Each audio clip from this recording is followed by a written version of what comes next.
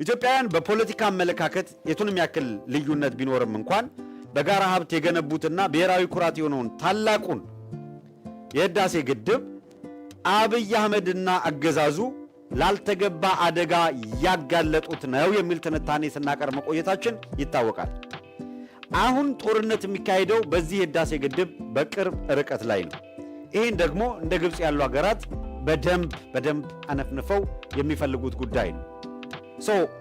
አብይ አህመድ ሆን ብሎ መደላድል እየፈጠረ ነው ያለው።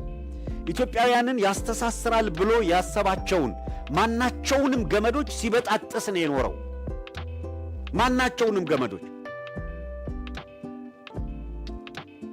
ለምሳሌ የሃይማኖት ተቋማትን በተመለከተ የኢትዮጵያ ኦርቶዶክስ ተዋሕዶ ቤተክርስቲያንን በተመለከተ ለምንድነው እንድትጠፋ የወሰነባት ውሳኔ?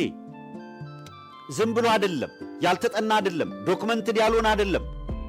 የተጠና ዶክመንትድ የሆነ አቋም የያዙበት መዋቅራዊ መንግስታዊ አቋም ይዘው ነው የሚያስፈጽሙት። ለዚህ የሚረዱ መለካውያን ባለሻኛ ጳጳሳት በርካቶች ናቸው፣ ይታወቃል።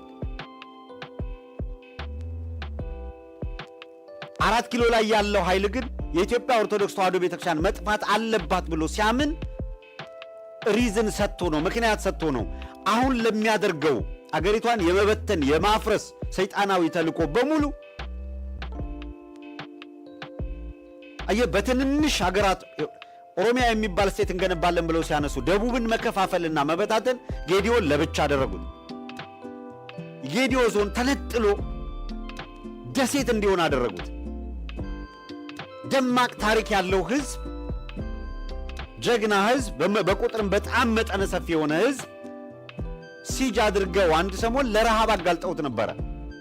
ከጌዲዮ የሚወጣ ኤሊት በየትኛውም በክልልም ሆነ በፌዴራል የመንግስት ስልጣን ውስጥ ተሳትፎ እንዳይኖረው አደረጉ።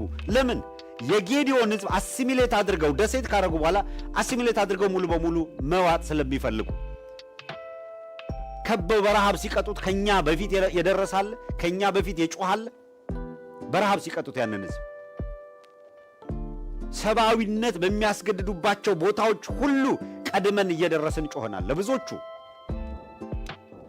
እና ጌዲዮ ላይ የፈጸሙትን ወንጀል ይሄንን ለማመቻቸት ነበረ፣ ከፋፍለው ለማግኘት ሲዳማን ክልል እናደርገዋለን ብለው ከሲዳማ ህዝብ በላይ ኦህዴዶች ቀንከሌት ሲሰሩ ሊበላት ያሰቧትን አሞራ ጅግራናት ይሏታል የሚባለው እንደዛ ነው። ሊበሉት ሲያስቡ ክልል ይሆናሉ። እንቅስቃሴያቸው ገብቶናል፣ ቀድመን አጋልጠናል፣ የተረዳ አልነበረም በወቅቱ። ሂዶ ግን ሂደቱ ምን ውጤት ይዞ መጣ? አሁን የምናየውን ውጤት ነው ያመጣው። አሁን የምናየውን ውጤት ሲዳማ አሁን ክልል ሆነ። ክልል ተብሎ ከታወጀበት ጊዜ ጀምሮ ያለውን አጣ፣ ሰላሙን አጣ። አዋሳ ዋን ኦፍ ዘ ቤስት ከተማ ሆና በየቀኑ ማንም ሰው ብድግ ብሎ ለ2 ቀን ለ3 ቀን መዝናናት እንኳን አዋሳ ሊሄድ ብሎ ብድግ ብሎ የሚሄድባት ነበረች። አሁን ማንም አዋሳ ሊሄድ ብሎ ብድግ የሚል አታይም። ሰው የአዋሳን እድገት ኮርኩመው ወዲያውኑ አቀጭጨው አመንምነው አጠፉት።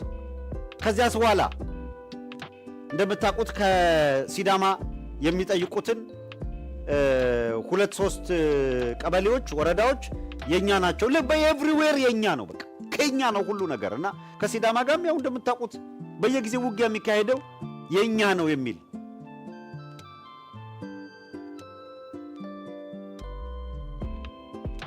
ሁሉንም አዳክመዋል። ልክ እንደዛ ሁላ ደቡብ ክልልን ማዳከምን እንደመረጡት ሁላ ሌሎቹ አገራትም በዚህ በምስራቅ አፍሪካ ላይ በቀይ ባህር የበላይነት ለመያዝ ኢትዮጵያ አሁን ባለው ትልቅ ግዙፍነቷ አንድ የኢኮኖሚና የፖለቲካ ማህበረሰብ እየፈጠረች በትልቅ በቆየ የአገርነት ታሪኳ ይህንን ሁላ ህዝብ እቺ የበሬ ግንባር የምታክል አገር ኤመሬት በታትና በአብይ አህመድ በኩል በኦህዴድ በኩል ኢትዮጵያን ወደ ብዙ ትናንሽነት ቀይረው ከብዙ ትናንሾች ጋር ዲል እያደረጉ ያልተነካ ሪሶርሱን እያጋበሱ በረሃ ላይ ያለ አገራቸውን መንግስተ ሰማይ አስመስለው መቀጠል ለሚፈልጉት ሪሶርስ ስለሌለ በተለይ ከምግብ ከለም መሬት አንጻር ስለሌለ ያቺው ነዳጅ ነው። ሌላ ምን አላቸው? ከዚያ ውጭ አሸዋ ነው። ከዚያ ውጭ በረሃ ነው። ገንዘብ የወለደው የህንፃ ጫካ ነው የምታየው። ኢትዮጵያ የውሃ ሀብት አላት፣ ለም መሬት አላት፣ ሰፊ ህዝብ አላት፣ ታሪክ አላት።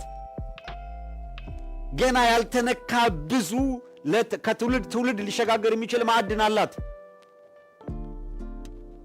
እያደገች እንዳትሄድ ኮርኩሞ የመበተን እንቅስቃሴ አለ። ለዚህ ሲፈልጉ ኢትዮጵያ ላይ ከፍተኛ ጥላቻ ያለው በተለይም ኢትዮጵያን አስተሳስረው ያዙ የቀኝ ገዢዎች እሳቤ እንደነበረ ታውቃላችሁ። ዘውዱን መምታት፣ ኦርቶዶክስ ዘውድ የኢትዮጵያን አገረ መንግስት መምታት፣ የመንግስት ታሪክን የዘውድ ስርዓቱ የአገረ መንግስቱ ፒላር ነው። ሶስቱን መምታት፣ አማራውን መምታት፣ ኦርቶዶክስን መምታት ብለው አይደለም። ከዛ በኋላ ኢትዮጵያ ትዳከማለች እንደፈለግን እንገዛታለን ብለው ፕላን ያደረጉትን ይሄ የጣሊያን ሹምባሽ ልጅ ምናልባትም እንደው ለዛ ማረግም በቅቶ ከሆነ ለጣሊያን እንቁላል የመቀቀል ሥራ አያቶቹ እየሰሩ ምናልባት ለዛም ከበቁ ነው። በዚያም ደረጃ ምድል የሚሰጣቸው አልነበሩ። ይሄ ነው የሚባል በኢትዮጵያ ታሪክ ውስጥ ይሄ ታሪክ አለን ማይሉ ስብስቦች ምናልባትም አለን የሚሉት ታሪክ ካለ በኤርትራና በትግራይ መሬት ላይ ጥይት ጆሮአቸው ላይ ሲጮህ እየደነገጡ የመማረክ ሌላ ይህ ነው የሚባል ተጨባጭ ነገር የሌላቸው አንድ አጋጣሚ እችን ታላቅ አገር እጃቸው መዳፍ ላይ ጣለላቸውና እንደዚህ መቀለጃ አደረጓት።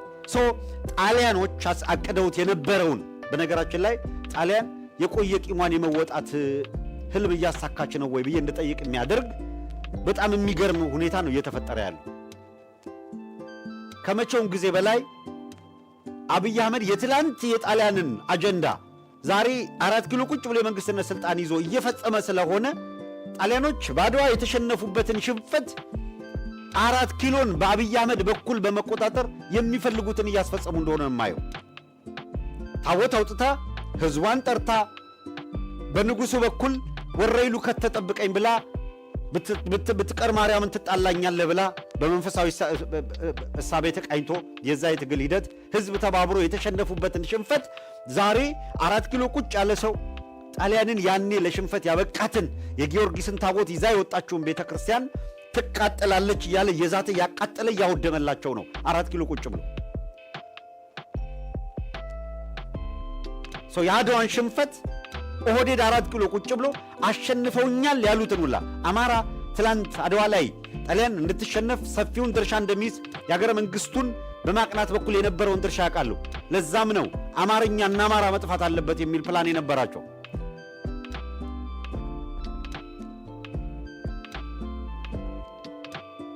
አሁን በኦህዴድ አገዛዝ ዘመን ተመልከት፣ ኦርቶዶክስ እየጠፋች ነው፣ አማራው እየጠፋ ነው፣ በጅምላ ይቀበራል፣ ይሳደዳል፣ በያለበት ይገደላል። ባለበት ክልል ተብሎ በተሰጠው ውስጥ የድሮን ማት ያዘንቡበታል፣ መድፍና ሞርታር ይለቁበታል፣ በየዕለቱ አጀንዳ ይሰጡታል፣ እየፈጁ በጅምላ መቃብር ይጥሉታል። በዓለም መድረኮችም ሞቶ አይነገርለትም። በሌላ ቦታ በሌላ ብሔረሰብ ላይ እዛው ኢትዮጵያ ውስጥ አንዲት ኮሽታ ስትፈጠር ሚዲያ ሲንጫጫታ ያለ በአማራው ላይ የሚፈጸመውን ግፍ ማንም ምዕራባውያኑ ተባብረው ዝም ይሉታል። ራሱ የአማራው ኤሊትም ተባብሮ ሲያበቃ ከዚህ ቁጭት በተነሳ ዓለም እንዲያደምጠው የሚያስችል ጉልበት ፈጥሮ መምጣት ሲኖርበት ያንን ጉልበት የሚፈጥር ትልቁ ነገር ላይ ከማተኮር ይልቅ በጣም በትንንሽ አጀንዳዎች በየሰፈሩ ሚርመጠመጥ በጣም በርካታ በመሆኑ ቁጥሩ ፈተናው ቀላል አይደለም። እንመልከት እስኪ 19ኛውን እንመልከት። 19ኛ ቪዲዮ አብይ አህመድን ኦርቶዶክስ መጥፋት አለባት ሲል ከልቡ አምኖበት መጥፋት አለባት ሲል እንድትጠፋ የተዘጋጀበትንም ለምን ትጥፋ እንዳለ ኮዝ ሰጥቶታል። አየህ፣ ኮዝ የሰጠው ግን ምን የሚል ነው? ሌላ ህዝብ ለማሳመን ክርስትና ለኢትዮጵያ ድህነት ተጠያቂ ነው።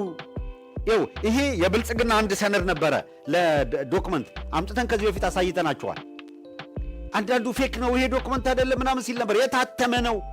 በአዳራሽ ውስጥ ተበትኖ ለስልጠና ከተበተነ በኋላ መረጃው እኛ ጋር ከደረሰ በኋላ ነው ይሄ ዶክመንት ከመሰልጠን ውጪ አደባባይ መውጣት የለበትም ተብሎ ከሰልጣኞቹ እጅ እንዲሰበሰብ የተደረገው። ግን ኮፒዎቹ እኛ እጅ ደርሰው ነበረ፣ አጋለጥን። እስከ ዛሬ ደብቀዋት ቆዩ። ቅርብ ጊዜ አብይ አህመድ ወጥቶ በአንድ መድረክ ላይ ያ የኛ አይደለም ብለው ሊያስተባብሉ ሲሞክሩት የነበረው የስልጠና ማንዋል ላይ የብልጽግና የካድሬ የስልጠና ማንዋል ላይ የተቀመጠውን የኦርቶዶክስ ተዋሕዶ ቤተክርስቲያንን ክርስቲያኑን ጠላት ነው፣ የልማት እንቅፋት ነው፣ ይሄንን ነው እኮ የሚለው ሰነዱ አይደለም። ክርስትና የልማት እንቅፋት ነው ብሎ የሚደመድመው ባይዘ በወል ክርስትና ይላል። ያው ስፔሲፊክ ኦርቶዶክስ ላለ ማለት ነው። እስልምናውንም ነባሩን እስልምና በተመለከተ ኢትዮጵያ ውስጥ እንግዲህ ለብዙ ዘመን የቆየ ነው እንደምታውቁት አይደለም። የልማት ጠንቅ ነው ብሎ ነው፣ የዲሞክራሲ ጠንቅ ነው ብሎ ነው የፈረጀው። ስለዚህ እነ ሙፍቲን ሲያሳድድ እነ ሀጂ ቱፋን ሲያመጣ ዓላማው ምን እንደሆነ ግልጽ ነው። በአንድ በኩል ለቅርብ ጊዜ አጀንዳው ይሄ የኦሮሚያ ሪፐብሊክ የሚለው እንቅስቃሴውን ይመራሉ የተባሉ ይሄ የጅማው ቲም አስፈጻሚ ከሆኑ መካከል አንዱ ሆነው የአርሲ አካባቢ ሰው ናቸው። እሳቸውን የሚጋልቡት ደግሞ እነ አህመድ ዲንጀበል ናቸው። ለዚያ ፐርፐዝ ነው የመጡት። ሙፍቲና ነባሩ እስልምና ግን መዋቅሩ እንዲፈርስና እንዲመታ እየተደረገ ያለበት መሰረታዊ ምክንያት በጠላትነት በሰነድ የአብይ አህመድ አገዛዝ ስለፈረጀው። እስኪ ይህንን አስታውሱ፣ ይህን ንግግሩን ስሙት፣ እናስታውሰው ይህንን ንግግሩ። በጣም ወርቃማ እድሎች ነበሩን። ኢትዮጵያ ትልቅ እድል ካላቸው ሀገራት ናት። አሁን አሳዛኝ ናት። እናንተ እንደምትሉት አሳዛኝ ሀገር ናት። ይሄንበት ሀገር ሁሉ ከኛ ይሻላል። ያ ደግሞ ያቃጥላል፣ ያስቆጫል። ምንድነው እድል ያላችሁ እንደሆነ ክርስትና በመጀመሪያው ሴንቸሪ ተጀምሮ የትም ዓለም ሳይስፋፋ የገባው ኢትዮጵያ ነው። ያ ክርስትና ድህነትን ለመምታት ድሃን ወደ ብልጽግና ለማሸጋገር ቱል ሆኖ ማገልገል ነበረበት ነው። አላገለገለም። አያችሁ አያችሁ፣ ጠላት ነው ያለበትን መንገድ አያችሁ። ክርስትና በመጀመሪያው ሴንቸሪ ወደ ኢትዮጵያ ከገባ በኋላ ምን አለ? ድህነትን ለማሸነፍ ቱል ሆኖ ማገልገል ነበረበት ነው፣ አላደረገም አለ። ይሄ የድንቁርና አባቷ አያቷም ቅድመ አያቷም የሚሆን ሰው ድህነትን ማሸነፍ ማለት ለሱ ምን ማለት ነው? በአንድ በኩል ዞር ብሎ ደግሞ ኢትዮጵያ ትልቅ ሀገር እኮ ናት፣ ትልቅ ታሪክ ያላት ምናምን ይላችኋል አይደለም? ከየት ይመጣል ትልቅ ታሪኳ? የኢትዮጵያ ኦርቶዶክስ ተዋሕዶ ቤተክርስቲያን ክርስትና ሃይማኖት ለኢትዮጵያ አንደበቷ ነው፣ ቋንቋዋ ነው። ዲዳ ነበርክ የኢትዮጵያ ኦርቶዶክስ ተዋሕዶ ባትኖር፣ ክርስትና ባይኖር አብይ አህመድ ሱሪ ለብሶ እንደ ሰው ቁሞ አይሄድም ነበር። አገሪቷ ትምህርት ሚኒስትር እንዲኖራት ያደረገች ናት። ያለ ትምህርት ብልጽግናና እድገት አለ?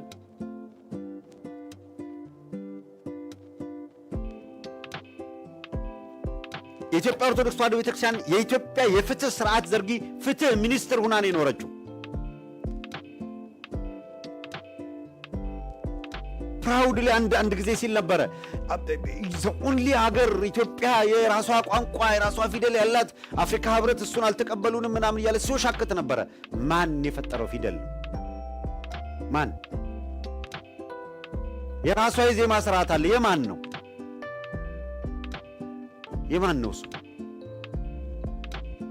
የዘመን አቆጣጠር የማን ነው? የራስህ ቁጥር አልፋቤት ብቻ ፊደል ብቻ እኮ አይደለም ቁጥር። ኢትዮጵያ የራሷ ቁጥርም ፊደልም ያላት ሀገር፣ የራሷ ካለም የሚለያት የዜማ ስርዓት ያላት፣ የራሷ የዘመን አቆጣጠር ያላት፣ የጨረቃንና የፀሐይን ዘመን አስልታ ዘመን መቁጠርን ዘመን መስፈርን ያስተማረች ናት። የራሷ ፍልስፍና የራሷ አስተምሮ ያላት ናት። ለዓለም ምህንድስና አስተዋጽኦ ያደረገች ናት። የራሷ የአርኪቴክቸራል ዲዛይን ያላት ናት። ከማንም ያልተዋሰችው ላሊበላ ብትል፣ አክሱም ብትል፣ የጎንደር ፋሲለደስ ብትል ከአንድ ወጥ ከሆነ ድንጋይ አክሱምን የመሰለ መስራት፣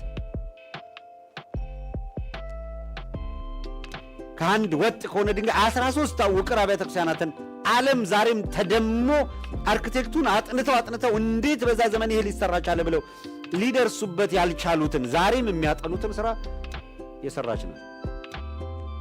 ዓለም ላይ ያለው የቤት ግንባታ ከመሬት መሰረት ጥለህ ስታበቃ ወደ ላይ እየገነባህ ነው የምትሄደው። የዓለም አርኪቴክት ይሄ ነው። በነገራችን ላይ ህንፃን ቢውልዲንግን በአንድ ጊዜ ከ300 እስከ 400 ወይም እስከ 500 ሰው የሚይዝ ቢውልዲንግ ከመሬት መሰረት ጥላ ሳይሆን ከጣራ ጀምራ ወደ ታች የሰራች የኢትዮጵያ ኦርቶዶክስ ተዋሕዶ ቤተክርስቲያናት። ሌላ ካለ ሲንግል አውት ላይ አንድ አምጣ። ስልጣኔ ማለት ምን ማለት ነው? አዝርት ተክሎ ጤፍ አምርቶ እንጀራ መብላት ማን አስተማረህ? ሊመጻደቅበት ሊያጠፋው እንደ ኋላ ቀርነት ሊቆጥሮ የፈለገው ዶሮ ወጥ ምን ያደርጋል ይላል፣ ጠላ ምን ያደርጋል ይላል። የሆነ ነገር ማድረግ የማይለው የማይቀባጥረው ነገር የለም። ኢትዮጵያ አሁን ካለችበት ቅርጽ ቤተክርስቲያኗ ካበረከተችላት አስተዋጽኦ ብትላቀቅ እርቃኗ ናት፣ ባዶዋ ናት። የሚሸፍናት ነገር የለም። ግን ምን ያደርጋል? የፈተለው እሱ የለበሰው ሌላ፣ ሸማው እንዴት ይነስለ ፈታዩ ገላ እየተባለ በቁጭት ብቻ ይነገራል። ኢትዮጵያን ሸምኖ ሲያበቃ የማንም ወሮበላ ለብሷት የአማራ ሕዝብ ራቁቱን ይቆማል። ሸምኖ በሰራት አገር ውስጥ ኦርቶዶክሱ ተሳዳጅ ይሆናል። ሰርቶ መብላትን እኮ ጥረህ ግረህ በዋዝ በላብ ብላ እኮ ነው ብላ የምታስተምረው። እንቅልፍ የሚወድ የተወጫጨቀ ይለብሳል ይላል ምሳሌ ላይ። ይሄንን ነው የምታስተምረው። ሙሰኛና ወንበዴ፣ ባለሻኛ ጳጳስ፣ ባለሻኛ ቄስ የለም ወይ? አለ። ሙልጭ አድርጋችሁ የምትዘርፉት ፖለቲከኞች እንዳላችሁ ሁሉ ያውም ደግሞ የእናንተ ውላጆች ናችሁ፣ መለካውያኑ። ስንት ንጹሐን ስንት ቅዱሳን ድንጋይ ተንተርሰው ዳዋ ጥሰው የላመ የጣመ ሳይበሉ